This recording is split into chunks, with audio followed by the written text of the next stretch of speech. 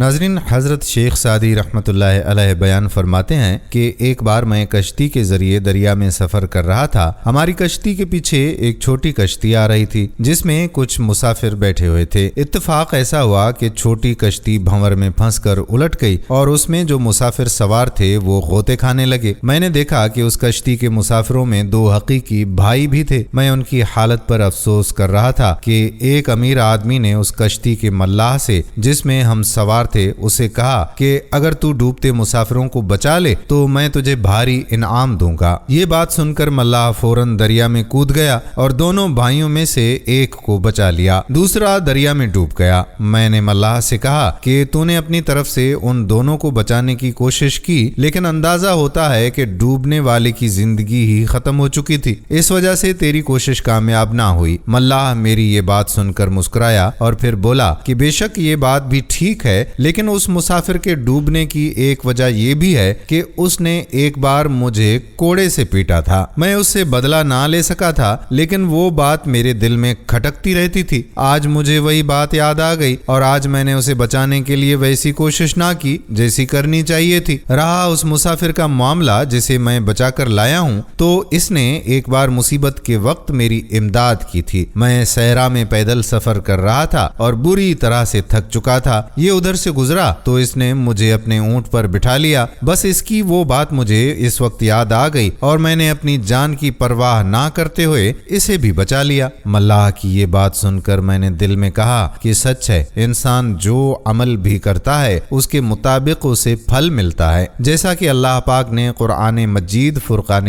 حمید میں فرمایا، جس نے نیک عمل کیا وہ اپنے نفس کے لیے کیا اور جس نے برائی کی اپنے نفس کے لیے کی۔ دوستو، حضرت شیخ سعدی رحمۃ اللہ علیہ اس حکایت میں یہ بتا رہے ہیں کہ روز جزا تو ہر انسان اپنے اچھے یا برے اعمال کا نتیجہ دیکھے گا ہی۔ اس دنیا میں بھی اسے اس کے اچھے کام کا اجر اور برے فعل پر سزا ملتی ہے۔ اللہ سے دعا ہے کہ اللہ پاک ہمیں دوسروں کی مدد کرنے کی توفیق عطا فرمائے اور اچھے اعمال پر ہمارا خاتمہ ہو، آمین۔ ویڈیو پسند آئی ہو تو اپنے دوستوں کے ساتھ اس ویڈیو کو شیئر ضرور کر دیں۔ آنے والی ویڈیو تک اپنے میزبان قادر بخش کلہوڑوں کو اجازت دیجیے۔ اللہ حافظ۔